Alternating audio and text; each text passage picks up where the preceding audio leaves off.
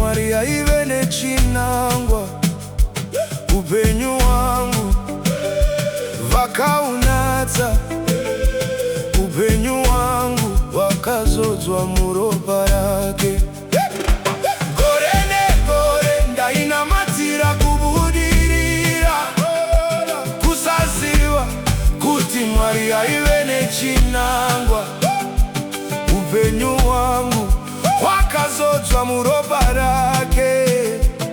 Naizvozvo ndichabudirira nasindoimba nasindoimba haleluya nasindoimba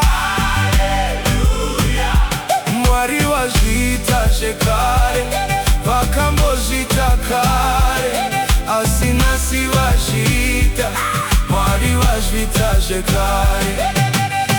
Ndakafamba murima ndiri ndega ndichitsvaga nzira ndisina tariro.